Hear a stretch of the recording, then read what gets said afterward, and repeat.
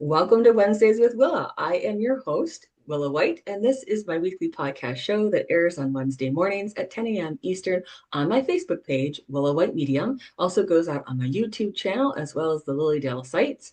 And it's year 9 of episodes of Wednesdays with Willa. So you've got a lot of archive videos of past shows. I've had wonderful guests throughout the years, and people tell me that they binge watch the shows to their heart's content. It's a treasure trove of information regarding spiritualism, mediumship, healing, faith, family, and more. And I'm always delighted to have a special guest on the show. And today we'll be talking about the stages of the esoteric quest. And today I have with me Leonard George. Hello, Leonard. Hi, Willa. I'm so glad that you're back with me again. Leonard's been on the show before. We did a wonderful episode on theology and spiritualism and how they come together. And Leonard is such an expert when it comes to these things because he's a PhD educator, a researcher, a clinician, a writer, a broadcaster, and an international lecturer. So he's many, many things. And he's written several academic papers on schizophrenia, mental imagery, parapsychology, and altered states of consciousness.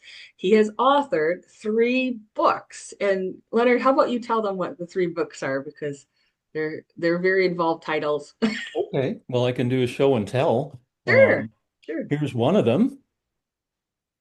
Here's one of them named Crimes of Perception, an Encyclopedia of Heresies and Heretics. Here's another one named Alternative Realities, the Paranormal, the Mystic, and the Transcendent in Human Experience. And the third one I co-edited with my wife, Marjorie Roth. This is the new one called Explorations in Music and Esotericism. Yeah. Amazing titles. Like amazing subject material that you've been able to accumulate through the years to sift through all of those great ideas and facts and bring them together so beautifully. And yes, we've had Marjorie, your wife, on the show before.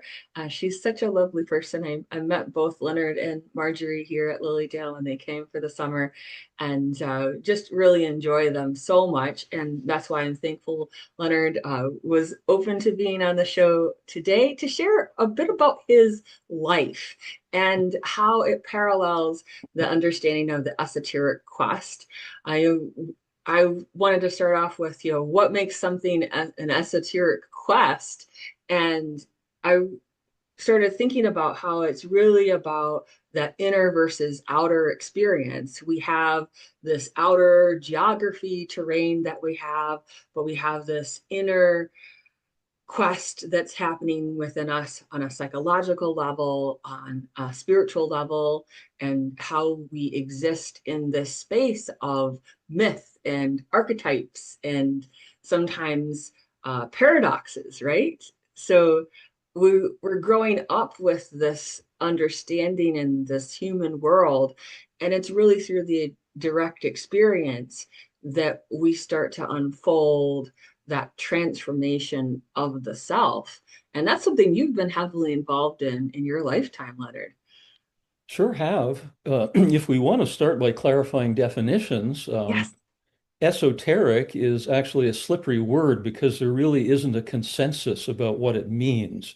But you're right. Obviously, esoteric does point to an interiority, a sense of something valuable, a treasure inside, as opposed to exoteric, which refers to the outside to an extent. So esoteric traditions, esoteric practices do tend to orient our attention to the idea that there's something extremely precious and valuable and transformative in a kind of interior sense. Also, historically, uh, nowadays scholars use the word esoteric often to label traditions that are sometimes called rejected knowledge. These are Mm. ways of understanding reality that often have been marginalized, rejected, left behind in some way, but it doesn't mean they have no value. In fact, these esoteric traditions and ideas and practices, I think, are almost like a gold mine. They're a resource that is there. And whenever we might be stuck as a society or as an individual, and we're looking around for another tool or another way of looking at things, another direction to move in, often this gold mine of the esoteric is available for us to mine. So it has tremendous value there. And certainly in my personal life, it's functioned that way. Now, in terms of the quest, here's where it gets, I think, really vast. Um, when I was thinking about how to start telling my own personal story, how far back should I go? I thought, well, why stop at birth? Because really, the big picture that my life and everybody's life fits into is a vast and cosmic thing that goes back at least to the origins of life on Earth. Um, I think of the amoeba, right? The little microscopic blob, and it's alive. And what does it do? It's sitting there, but it reaches out. The little pseudopods, those little blobby fingers that reach out from the amoeba. And what's it doing? It's probing the unknown. And to me, the amoeba with its little pseudopod reaching out is really the archetype of the quest. We've got the quest on the cellular level, and it is a characteristic of life itself.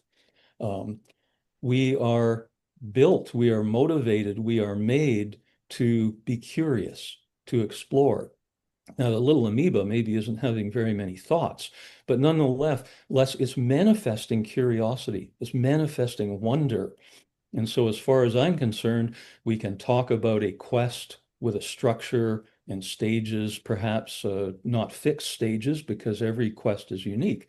But nonetheless, the core of it is something intrinsic to our own existence.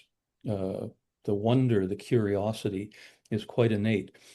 So, my own life as someone engaged in a lifelong quest is not special really in any way. I've had some unusual turns, but I suspect the kind of audience we have right now, most of us have had unusual turns in our lives. So, my life, your life, we were just these tiny threads in the vast cosmic story. And who knows if it began or when it began. So that's grand, if not grandiose, going back that far. But when I do think back before my birth, one of the characters in my ancestry that catches attention um, is a fellow named George Wishart, who is a Scotsman and a very rebellious religious thinker in the 16th century, which led to a dire end, in fact. He was burned at the stake for heresy in St. Andrews, Scotland in 1546. Um, and the curiosity can take infinite number of forms. One of the forms it can take is a spiritual or religious curiosity. And so looking back over my genealogy, it seems that there has always been a leaning toward that particular flavor of curiosity going back centuries. And I've got many preachers in my genealogy, leading up to myself. So the quest is for us all. My life is just a small example of that, and one of my variations has been an esoteric quest. Mhm. Absolutely. And I think there are people will see parallels in their own lives as we go through facets of your particular esoteric quest and how it maps out. There is that curiosity. It's like a call to adventure. And one of my favorite coffee cups I have here at my house, it says adventure awaits. And so there is that sense that ordinary life might be small and almost too small or confining to some extent. And then there's this pull toward greater meaning, toward some sort of mystery or depth, right? And so that first stage is that call to adventure. I feel like there's an awakening that happens. Yeah, yeah, Venture awaits. I would say it's closer than you think. It's standing right behind you right now. So yeah, I think, and as you say, there can be a kind of call, um, but then there has to be a pre-existing responsiveness because I think, again, I think the calling occurs more often than we think, and often we don't notice it. We might go a lifetime without noticing it. Excuse me. Now, in my case, I think curiosity again is part of the ground of what happened to me. Um, I, according to my parents, I was an intensely curious being even as a baby. Now, I don't remember this, but I was told that when I was in a baby carriage and my parents would take me around, my favorite toy was a yardstick. And what I would do, little Lenny would be holding this yardstick in the pram, and I would be exploring things. I'd want to poke everything that was within range, basically to see what would happen. So, that's kind of my founding image of curiosity. And I wish there was footage of this, but I've just been told. So I think, I was intrinsically very curious right from the outset. But in terms of an event um, that started to make this questing more explicit, um, possibly a significant event happened to me when I was 4 years old, and I was playing at a friend's house, and I fell, or possibly was pushed down a flight of stairs. I have no memory of the event itself. I do vaguely remember being at the bottom of the stairs, and there was blood. And it turned out that I sustained a head injury in the fall. And there's various diagnostics done, and it seemed that the injury was kind of diffuse. There was really nothing to be done about it. But as a consequence, throughout my childhood, I had many strange experiences that probably were the result of my little brain struggling to recover and rewire, in effect, from the damage that was done. So I would suddenly lose consciousness sometimes, just fall over and pass out. Part of my body might be temporarily paralyzed for no apparent reason. And I'd have very strange perceptual experiences. And this led, in my little curious mind, to questions. In my childlike way, I was aware of wondering, now, how can it be that if something happens here and all these other things are changed, what is, what really is the nature of things, if that's the case? It seemed to me that I was in here and everything was out there, but if a change here can actually change there, then what's really going on? So obviously I wasn't using this kind of language, but it did raise questions. And the seed of the quest is obviously a question, right? We want to know something. We want to experience, uncover something. So it's very possible that head injury really was a kind of calling for me. And on it went. Now, I changed a little bit after that, as I've described. Several years later, another experience happened that I think was also very significant. I was 9 years old, um, and I was in the Cub Scouts at the time. They would meet every week in the basement of a local church. Now, and so we would meet in the basement, and then my mother, as it turned out, was in the church choir, and they would rehearse in the upstairs while the Cubs were meeting in the downstairs. After the meeting, myself and a couple of the other boys would wait outside for the mothers to finish choir, so we'd go home together. So uh, January 1967, three of us boys were waiting outside the church, and a light rose over the horizon. It was actually the form of a pink-colored disc, followed by a triangle of green lights, and silently it passed overhead. This was a UFO encounter. In the midst of this, my mother came out, so here was another witness. So this very strange thing occurred. Now, nothing fancy, no aliens or contact or anything like this. It was a silent visual experience, but it was amazing. None of us, including my mom, had never ever seen anything like this. So I'd heard about flying saucers, but hadn't paid much attention. And I got very curious about that. And that got me going to the local library and reading books about UFOs.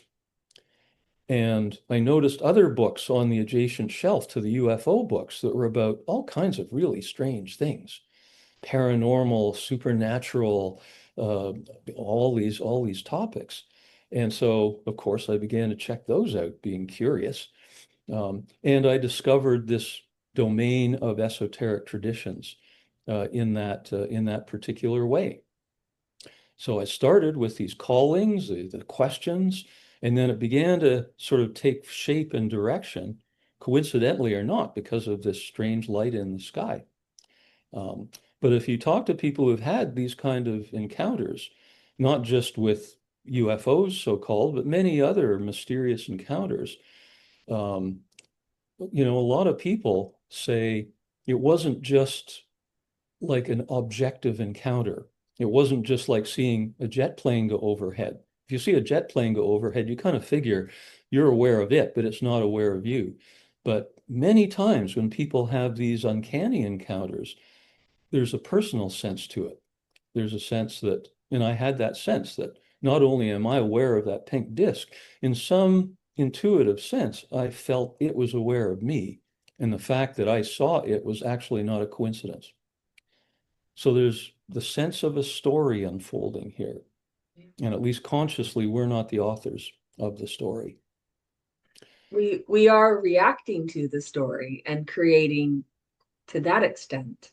But yes, there is an unfoldment. I to your point you made earlier that for some people, even if they have these mysterious things happen that make them start to question the way you did, the way many of us have, there is a refusal of the call too, right? There's the ego is resisting that says, oh, this is too much. I'm not ready, and I'm not ready to change old identity structures. But for those who are willing to see beyond what those structures might be, we honor traditions and structures in that sense and are grateful for foundations. But then we have to look beyond that, and that's where we start to encounter other teachings and guides along the way. And so there is this feeling of the crossing of a threshold, right? It's almost like you can feel there's this energetic threshold when that happens. Yes, I mean, a good story has structure. It has chapters and all the rest of it. And when I said we're not the authors of it, I'd say we're co-authors. Yes. Really, it's a co-created manifestation. And another feature of a good story has to do with timing, right? You have to have the narrative arc Yes. and Yep. these sorts of structures in there for a really juicy story. And so that has to be sensed and followed to some extent. And so can we be unready for a particular opportunity? Absolutely. As a psychologist, I'm a big fan of defense mechanisms. That comes as a surprise to some people. But Big I fan. I think it's very important to have boundaries and maintain them until the time is right, to let down the gate. Um, and so it just has to do with the development of awareness. Obviously, it's helpful to be aware that we have these defenses, but it doesn't mean that it's always healthy to give them up immediately. And so, yeah, you're right. But again, coming back to the notion of grounding, I was, as I say, a very curious and a very sensitive child, and in many ways that has a downside, as we know. Um, but the UFO encounter that I mentioned did seem to be the crossing of a line, and I changed after that. Possibly one of the ways that I changed, and I don't know if this is a coincidence or not, but up to that point, I was actually a pretty smart child, but I didn't do particularly well in school. I was, a C student. Um, After the UFO encounter, fairly rapidly, I became an A+ student, and I've stayed that way. I'm 68 now. Um, and basically, all through my entire education to PhD level, I remained that way. Now, maybe that was just my normal development because we go through developmental stages. We don't have to mystify everything. But it is curious to me that this change in my intellectual engagement happened pretty quickly after that UFO encounter. And again, this is not something special. This is something that a lot of people do report. And it can sometimes be problematic crossing these lines because possibly people we're connected to aren't crossing those lines at the same time. And so when these spiritual, esoteric quest transformations occur, it can cause a great deal of stress and strife in relationships. And I'm sure most of us are kind of aware of that particular phenomenon. Um, but I had great parents. They tolerated me and my foibles. And so on I went, suddenly doing a whole lot better in school. But again, those strange library books, I said, what are these things that I'm reading about? What is divination? What is spiritualism? What is witchcraft? And all of the sort of paranormal things that were in these books. So down the rabbit hole I went, as a teenager, checking these things out. Now, by this point, I'd started having mystical experiences as well, particularly when I was alone in nature. This has always been my thing. When that presence becomes clearest to my awareness is in natural settings. And I'd have these very intense experiences out in the woods behind my house. Um, Teasing, tantalizing, because there was something there, but I never really culminated. There was never really closure. So it was a yearning, a beckoning. And again, this is a core feeling to any quest, isn't it? You're not on a quest if it's over. And so, it wasn't over. There was something right there. Yeah. Um, and there's a psychological term for this, actually. Most people have heard of déjà vu, the French term déjà vu, referring to an experience that seems oddly familiar. It's as if I've experienced this before, and this is pretty common. Another term is also derived from the French, less well known, is presque vu. Um, so almost seen. And this is what I'm talking about, this sense of tantalizing. Um, uh, you can almost touch it, almost see it, but not quite. And so this was almost a torture for me in my teen years, is this yearning, teasing of something vast that I couldn't quite connect with. But because of the natural setting, I think that's why witchcraft in particular caught my attention. Now, I better say quickly, by witchcraft, what I mean is the neo-pagan reverence for nature that manifests in a whole lot of different ways. I'm not talking about the medieval Renaissance stereotype of the evil satanic witch, etc. That's never been my thing. But I discovered there were these people alive, and they called themselves witches, and they were very oriented toward personifying nature in the forms of nature deities and revering the natural world and valuing it, and crucially, putting human beings within the context of not being separate from that natural world. And that appealed to me a great deal. Another thing that was calling me as a teen was Buddhism. And my father is a suspect in this particular story. Um, One evening he came home from work. I was probably in my mid-teens or early to mid-teens, and he came home from work and he was carrying this great big red plaster Buddha, which he gave to me. I didn't ask for one. I'd never expressed any interest in this, but mysteriously he showed up with this thing. He said, "Oh, I got it at a pawn shop." Now, I've always wondered what he was doing in a pawn shop, but we'll let that aside. But he apparently, this was the story he told me, and he never explained it. I still have it. It's in my meditation room. Um, but this was another little tweak, another nudge from the unknown in the form of my dad. Um, so what is this? And I discovered, in a superficial way, well, there's a lot of meditation going on in Buddhism, apparently. And that appealed to me, the idea that there was actually something that we could do as a practice that might help to address this yearning, that might shrink that distance between whatever it was that was beckoning, whatever it was that was drawing me along this pathway of a quest. And so I got a little book called How to Meditate and started practicing. And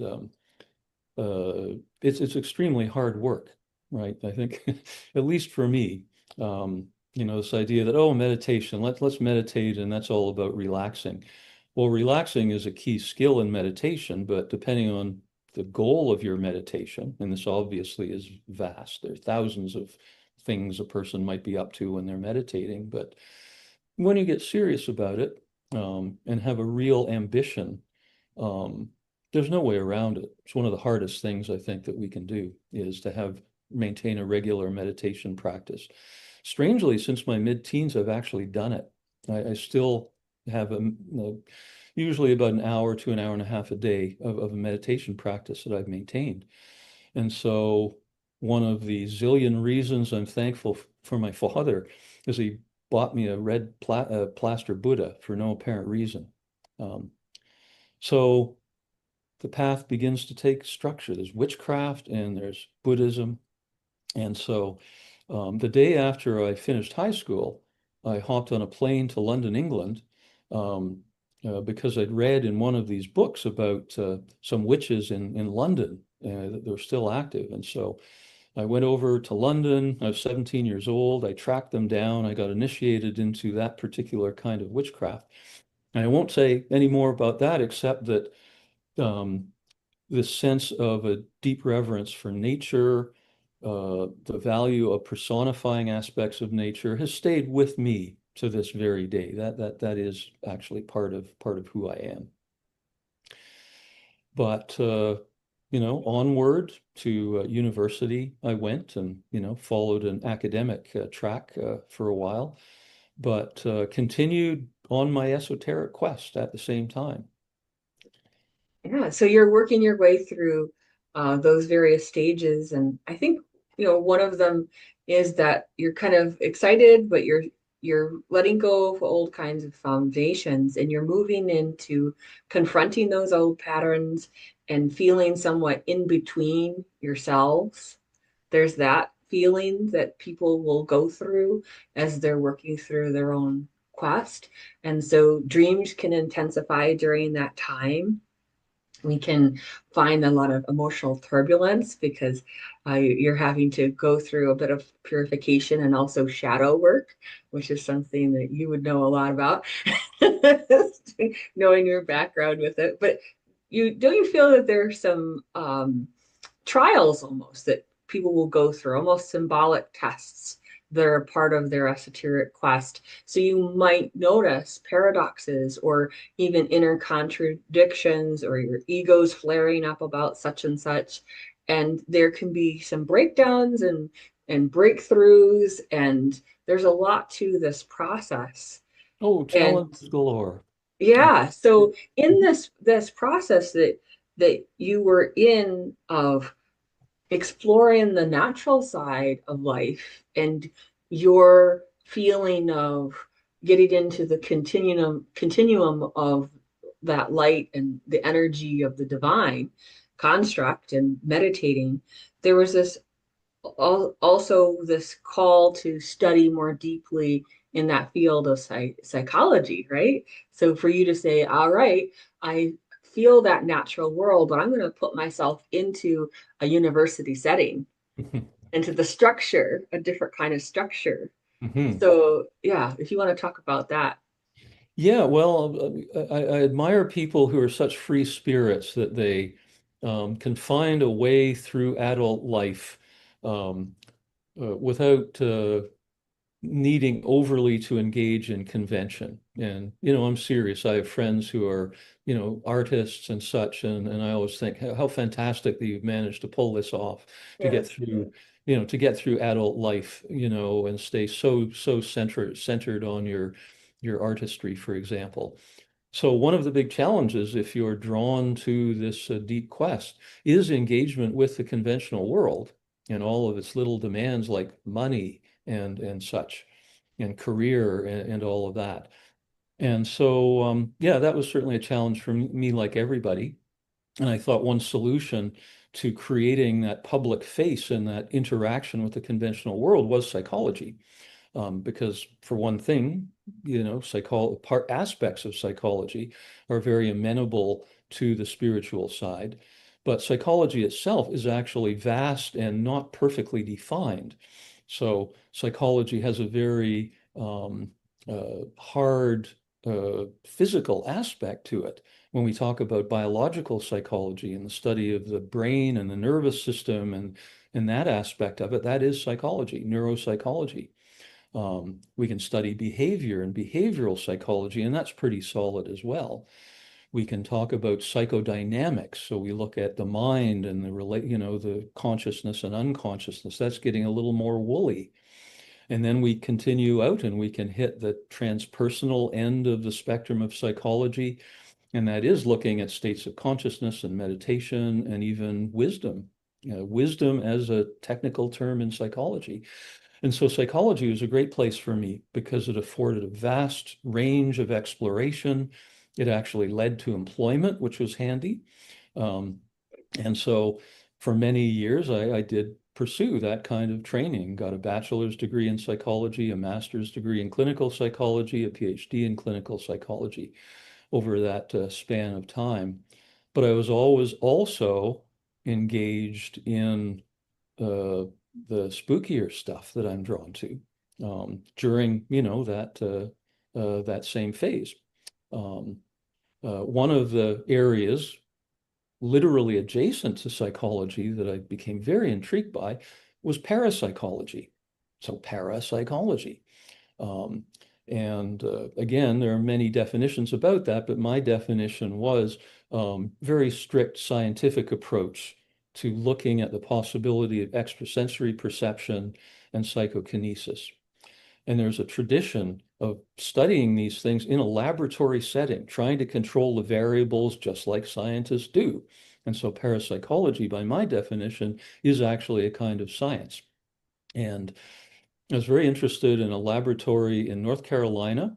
It was ended up being called the Institute for Parapsychology. That started in 1939, founded by the famous J.B. Rhine. Now probably everybody knows those little ESP test cards with the star and the squiggly lines and the square, etc. They're from Rhine's lab, in North Carolina. And so for decades, they were really the world leaders in doing this more quantitative scientific approach to looking at these things. And they seemed to be getting results, and I was fascinated by that. But I thought, this is almost unbelievable to my scientific mind, which I was developing along with these other sides of myself. How do I even believe this? What if these people are crooks?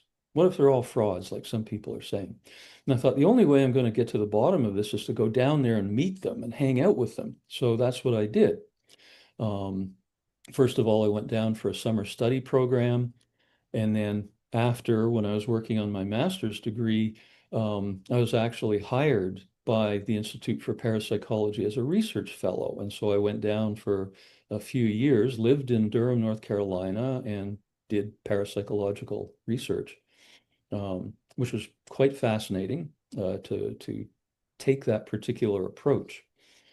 It certainly enriched my understanding. And by the way, they're not frauds. I mean, every field has their frauds, as we know, but that's not what was going on, in parapsychology. Um, One of the things that struck me was that in some ways, the research done in parapsychology was more rigorous than the research being done in conventional psychology, which is a heretical thing for a psychologist to say. But I Yes. come from a lineage of heretics, um, particularly because the claims of parapsychology from a conventional standpoint are so outlandish that, a study would be published with amazing results and a skeptic would come around and poke holes in it. And the parapsychologist had to respond by tightening the research design, tightening, to eliminate any even imaginable, even implausible conventional explanations. So the only explanation left was the paranormal one. And if you look at psychological research, a lot of the precautions and safeguards that parapsychologists took are absent in psychological research. And this has actually come home to roost, in recent decades when it's been discovered that an awful lot of the published research in psychology, and not just psychology, but many other scientific fields, when you actually try and replicate them, do them again, you get a different result. So I'm very pro-science, don't get me wrong. Science has all kinds of flaws, but when you compare it with the alternative, it's extremely valuable aspect of our quest. Having said that, it is a human endeavor. And when I think of humans, I think of monkeys in lab coats when it comes to science. We bring our animal nature into the laboratory. And we have our biases and prejudices, and science does try to control and minimize those things. But at the end of the day, we're monkeys in lab coats. It gets through. So parapsychology was another important formative path for me. And of course, when you look at parapsychology, you're going to learn about spiritualism because the history of parapsychology is Woven. completely entwined with it. And before we talk about parapsychology historically, we talk about psychical research. Many of the founders of psychical research, of course, were spiritualists, and historically there's actually a lot of tension there. But these are siblings, basically, looking at this mystery. So, of course, I got very curious about seances and mediums. Who are these people? How do they do it? Are they crooks? Right? Um, so, fortunately, a little later in life, I did manage to cycle back. um, but again, the moment I finished high school, I hopped on a plane. The moment I got my Ph.D., I hopped on a plane. Instead of launching into this career as a psychologist, I decided to go to China. And I spent several months wandering around Asia, checking things out. And of course, Buddhism was a great curiosity for me, but I traveled extensively throughout Asia, um, and got myself into as much trouble as I could, exploring sacred sites and various practices and traditions that were there. And that's been a major part of my quest, has been literal travel. Now, the esoteric quest, the spiritual quest, isn't by definition literal movement, literal travel, but very often it is. And for many of us, it's incredibly enhancing. We have the notion of the pilgrimage, for example, throughout history, going to places that are special. Again, why do we go? Because we're called, because there's a magnetism, there's some kind of draw there. And so I wanted to go. I was drawn to places with very disparate traditions and histories and backgrounds. And throughout my life, I've traveled extensively around the world. Every opportunity, I've had to go to these places. Sometimes I've simply taken large chunks away from any kind of conventional work and wandered around. I'm probably responsible for some abominable snowman sightings. This ragged guy wandering the Himalayas, which I actually did. Um, but again, this is a very enriching thing, but it can also be confusing. It can also be a pitfall, coming back to this notion of, the challenges, because I certainly met people in my travelers, fellow corks drifting in the ocean. And it was striking that, and this may actually be true of all of us, not two groups of individuals, but on some level, we're going towards something by doing this. On another level, we might be escaping or avoiding something by doing this. And I often had the sense in my fellow travelers, and they were probably just a mirror for me, that it wasn't entirely wholesome. This restlessness, this jumping around the planet. Um, we're looking for something, but are we avoiding a very important aspect of the quest? Because, as I say, travel in a literal sense is external. It's external movement. And sometimes I think we engage in external movement in order to um, give ourselves an excuse not to engage in painful internal movement. So none of this is actually straightforward. The quest is non-linear. It's more like a lightning bolt. Lots of zigs and zags, at least in my experience, I have to say. Yeah, I think that's an excellent point. It's not a linear concept, and it can fold in on itself. It's almost on this quantum field level. It's folding in on itself and spiraling at times. And you're right, there's this uh, opportunity when we travel to step outside of our old routines, our habits that we formed, go see what it's like somewhere else, and kind of put that part of life on hold. And I'll never forget the time I actually traveled and I came back home and I was like, no, this isn't my home anymore. And then I moved because it was important for me to have stepped away to realize what I do and don't want. And so that's what starts to happen in a person's esoteric quest. You start to firm up for yourself what is correct for you. And Yeah. so there are these moments of clarity that we can have that all of a sudden we didn't have before. And the insight can feel very effortless.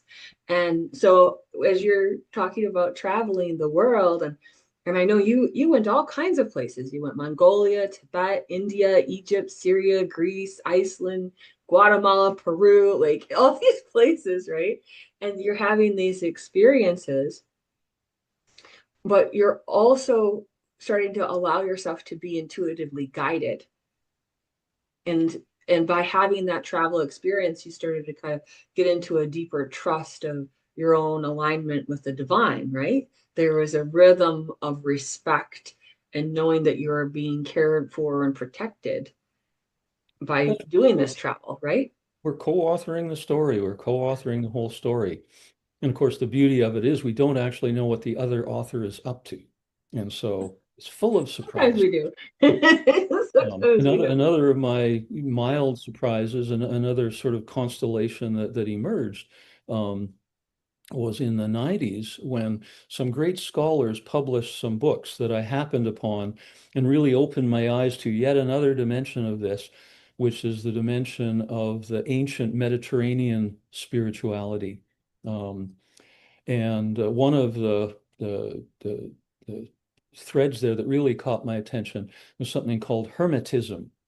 And this was a movement that arose in Hellenistic Egypt, right around the time of Christ, actually, focused on this legendary figure of Hermes Trismegistus, thrice greatest Hermes, who was kind of a mythological amalgam of the Greek Hermes and the Egyptian Thoth. And a small literature has survived from this particular esoteric school, which I thought was really fascinating and profound. Closely related to that is the tradition called Neoplatonism, based on the works of Plato, but some people in succeeding centuries amplifying what you might call the more experiential and esoteric aspects of the teachings of Plato. Plato sometimes is regarded as kind of a downer in terms of spirituality and esotericism. But I think those are from people who are misreading what Plato is actually up to.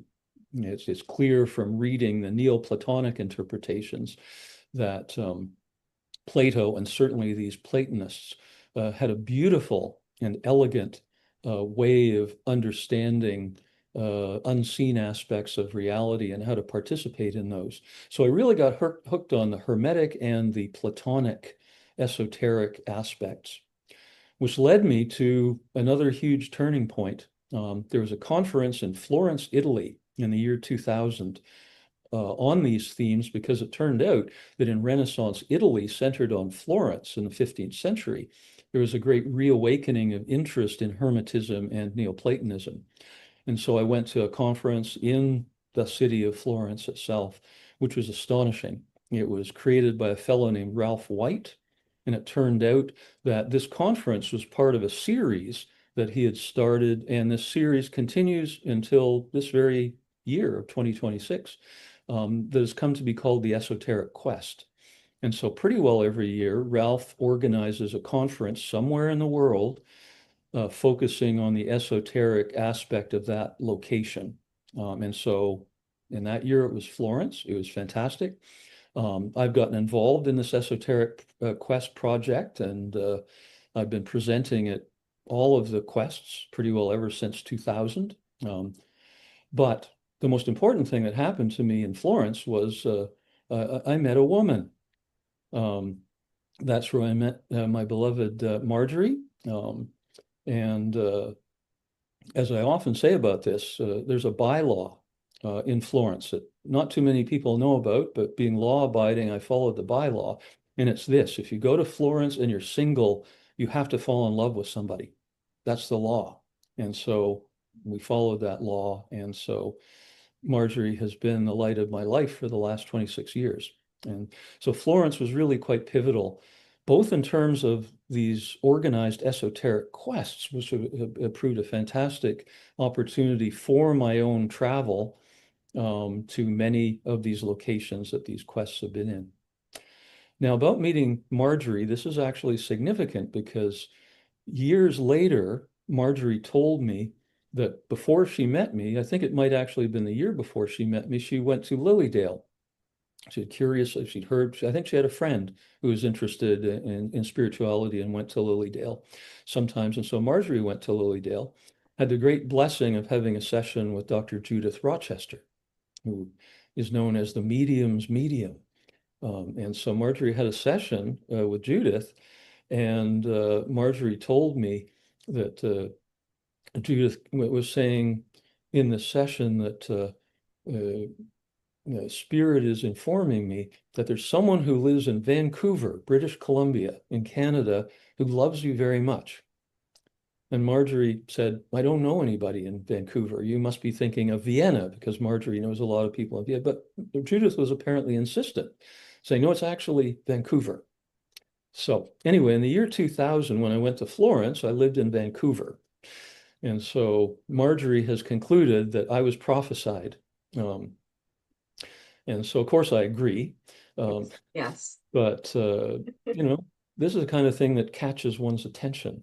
So Marjorie and I have always enjoyed going to Lilydale. I'd never been before. I'd heard about it, but I'd never, been involved or gone to, this wonderful center of spiritualism, and enjoyed that. And then I had a golden opportunity actually to take a class in mediumship from none other than Judith Rochester herself, which was a real high point for me, and very, very profound, of course, because one of my questions was, we have these strange beings called mediums, and they sit there and they say all these things based on what they're experiencing. What are they experiencing? What is that like? Is it like anything that I experience, or is it some completely alien category of experience? And I thought, well, the only way that I can figure this out is actually to do it. And, so, Judith was fabulous in helping us in this particular class, try and open that particular door. And I had my own experiences during the class that I shared with Judith, and she verified that, yeah, that's it. That's what us mediums are talking about. And so that was very validating for me. Now, the practice of mediumship isn't something that I have developed with any discipline. Since then, I would never call myself a medium. I mean, even during the course, I would call myself a mini medium, because all the other students were actually mediums. As I say, Judith is the medium's medium, so I was the baby. But I'm glad that I have this door that's ajar. And when I want to, I can settle myself down and I can access that space that I discovered in Judith's class. Those presences are available to me, and I suggest available to us all. And again, who am I talking to right now? One of the masters, Willa White. So, you know. Um, but As a little baby, I actually know a wee bit as well. And so spiritualism was another spice that entered my spicy spiritual quest at that particular point.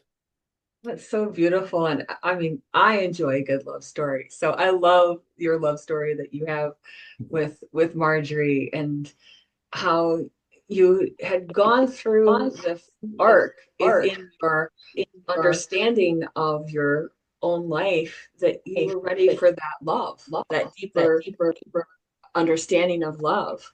And I'm seeing that as part of you being willing to enter into that mystery, that being vulnerable and entering into that love means that you will trust. And that's a big part of the journey. Well, the love aspect of it has been tough for me. That didn't come easily or quickly or early in my own particular path for all kinds of reasons, a couple of which I'm conscious of. Um, but that warmth, that moistening had to be added to what was for me something that had a slightly more intellectual or mental bent as opposed to that core warming bent. Um, but we all start somewhere with certain things that are more salient than others. And then the mission, should we decide to accept it, is to cultivate more of a balance. And so in my case, I was a smart little kid, and UFOs zapped my brain and made it grow in a certain sense. Um, but the heart required longer. And of course, I'm still working on all of this. I only offer myself as an example of a quest that everyone's familiar with, not with any further claim than that. So, this is the beginning of a work in progress that we're really talking about. But obviously another key feature of any kind of spiritual or esoteric quest is the uneven development. Um, and, Carl Jung, of course, most famously, regarded the soul, the psyche, as a series of opposites that can strive for balance, but always starts, in a situation of imbalance. Mhm. And there's a great deal of suffering involved in doing this, of course, because I never wanted to show anyone my heart. My goodness. As I say, I love defense mechanisms, especially intellectualization in my case. So, the Great Wall can come down. And as I say, a work of the lifetime in my particular case. For other people, of course, it's going to be different. They're hearty from the beginning, and they will have to sustain the suffering of developing the other aspects and complementing it. The good news is at the end is that uh, it ends up being a kind of paradoxical harmony. Um, and so, Because it's a union of opposites that starts to happen. yeah, uh, from one perspective, that's conceptually impossible. Um, but in reality, it's not, right? And so here is where we glimpse the idea of getting past conceptualization. Um, and that sounds, again, very heady, but when you live it, when you actually notice what we're supposed to notice, it's not just heady at all. It's as full of heart as it is full of head.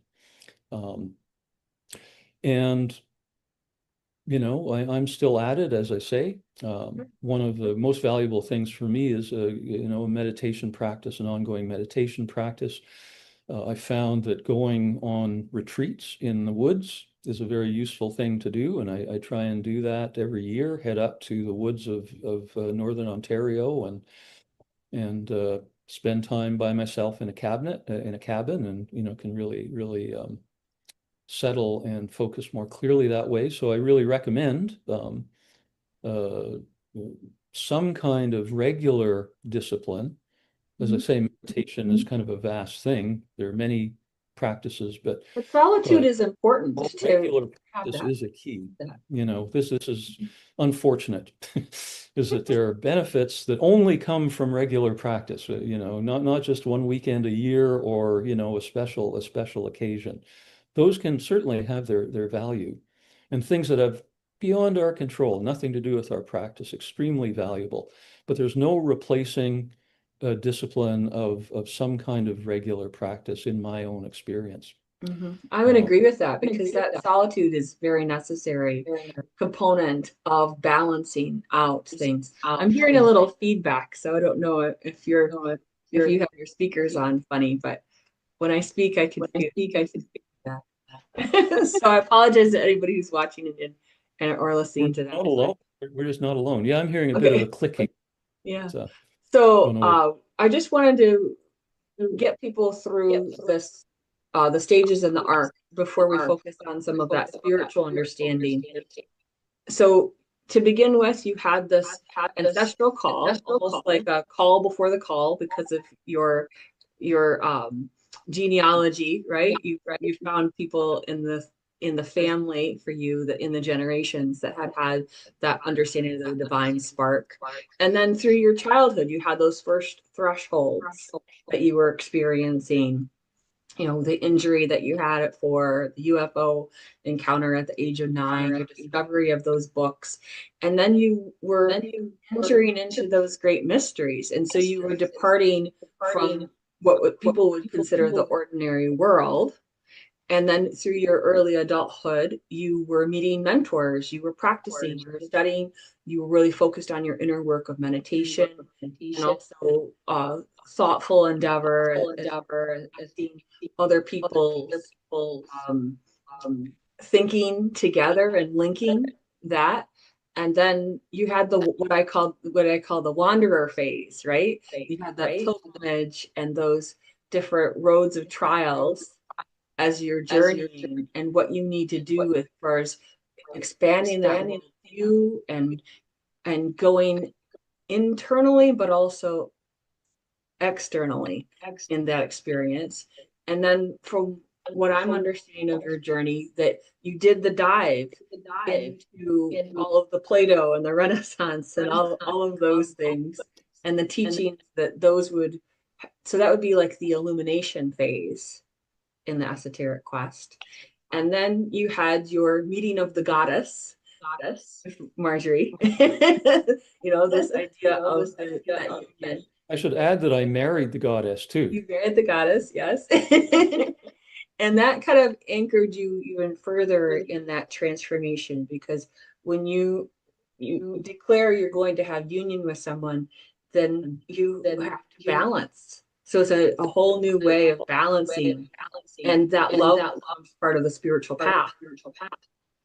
And then you coming to Lilydale and meeting with Judith, the wonderful Judith, who's one of my mentors as I was developing as a medium.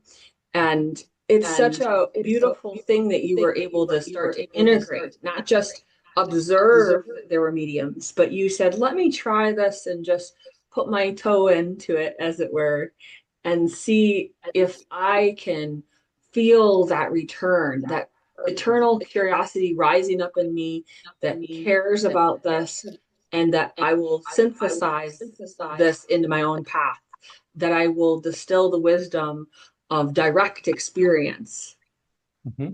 Right. So in the esoteric quest, people don't shy away from the direct experience, is what I've noticed. Yeah, yeah. Well, your summary is so perfect that I think I've just learned something about myself I wasn't aware of before. You kind of shown the arc. And of course, central to this is that the arc is not linear. It's going to be like this. And it's going to be different for everybody. So, this is the danger when we talk about stages, is falling into the notion of a kind of prescribed, rigid stage model. We humans don't really do that. Um, but yeah, that sense of movement. And it's not over yet. I'm sure there's more. I don't know what it is, but I'm still being beckoned. Um, but just to say, where I've arrived, even though I'm still on the move, to try and summarize all of this in a simple way to myself, I take an image from Platonism. It's a wheel, and the top of the wheel is the one. This is a term in Platonism that's often used to describe the ultimate, the divine, the source, etc. And in this sense, one is actually not really a number. It's not part of a number line, one, two, three. One basically means something that transcends that. So the top of the wheel is the one, the bottom of the wheel is the many, and this is where we live. We live in the world of the many. It seems like there are many things separate from each other. It seems like I am separate from all of those things. This may be an illusion, but this is where we are. And the wheel is in motion. And the upward side of the wheel, when we participate in it, is curiosity. This is how this sacred mystery manifests in our daily life, is the curiosity of the amoeba, of the human, our little pseudopod reaching into the wonder. So one of the movements of the world, one of the movements of this wheel between the many and the one, is curiosity, reaching through the veil, wondering what we're going to learn. The other side of the wheel coming down is creativity. This is the mysterious manifestation that can sometimes happen through us. It happens through everything by which we engage in the creation of the world. We are co-creators of the world. So reaching up through curiosity, manifesting down into the world of the many through creativity. And the hub of the wheel for me is caring. This is love. This is compassion. This is what centers the entire thing. And the main reason I like the word caring is it begins with the letter C, and so does curiosity, and so is creativity, so I can remember this. It's the three C's. But this is kind of the motif, after all of this decade of running around and meditating and all of these sorts of things, if I tried to summarize it in a straightforward way, that's it. Might not seem like much for all that work, but it's kind of what I've got as I approach my 70th year, um, and onward. Um, but I had a thought when I was in Judith's workshop. One of the assignments was to write a poem or a prayer of some kind. And so one afternoon during that time, I was out behind the Leland Inn, and thinking about this assignment, and it came to me basically as a chunk. And it actually, I think, summarizes what I just said in terms of this reaching up and moving down. And so I thought it might be a fun capstone actually to share this, Yeah. Yeah, we this want you to little. share that because you're right that that next part of the stage is that service to others. You're naturally wanting to help other people and be a stabilizing influence and connected to Mhm. something larger. So yes, please share your prayer. Yeah. So yeah, this was my homework that came. And by the way, I don't pretend to understand what it all means. Um, so here's how it begins. We call to the spirits who are one spirit. We call to the gods who are one God.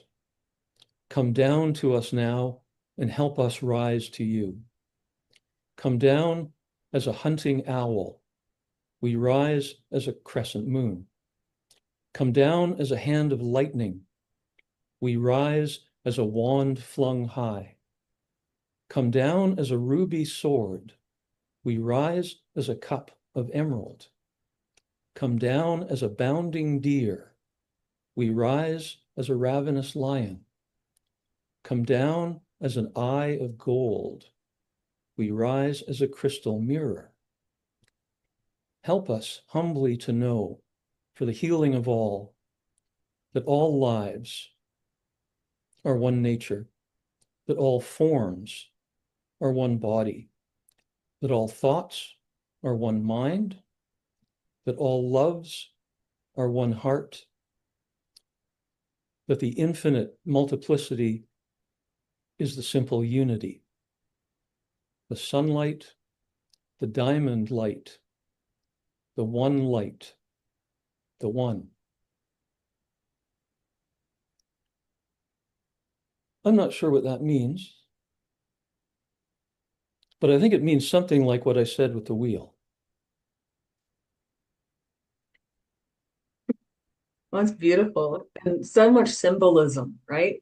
There is an increased symbolic and understanding of the experience on a synchronistic level, and there's a deeper structure to that reality, and it's reflected in your prayer. And so beautiful to feel the inner truth of that. And it's very much part of the esoteric quest. And even though, this is the capstone to our discussion today, our conversation about the stages of the esoteric quest and how your life has been reflective of those things. It's also, as you say, it's that circle, that wheel that is continuing. So it's like to be continued, the ellipsis. Well, as you said earlier, it's not actually a circle. I think it's more of a spiral. I think your image is the best image of a spiral. Oh, yeah, this is spiral approach to learning that we have. And there's this growing capacity, which each cycle round to shed old identity and to grow in capacity for our introspection and pull toward the wisdom traditions as you have been drawn yourself. And many of us are going to allow ourselves to feel guided, even when we can't explain by what. So even though you don't understand all the elements of your prayer right now, not necessary to understand all those components. It'll come in the right time. Yes. We have to have some faith. Yes. Beautiful. Well, this has been such a great dive into the esoteric quest, Leonard. We really appreciate you sharing the various aspects of your life and trying to encapsulate that. And that was, I know, very difficult because it's so vast. But we really do appreciate you coming on the show today to share that with us. Well, thanks for the chat. It was fun. Absolutely. And just want to share with people, tune in next week for another great episode of Wednesdays with Willa. And I want to make sure I mention I do have a upcoming class that focuses on the soul's journey. So if you've been very interested by our episode for today, you're going to want to take that class with me in March and enjoy learning more about that mode. I'll have some guided meditations and exercises for you to work through in that particular workshop. And I'm really looking forward to being able to teach that. I'll have also a new round of my mediumship development circles that you can go ahead and get registered for. Always something more to learn and grow and be. And I'm so thankful for this opportunity to share with all of you various viewpoints from around the world.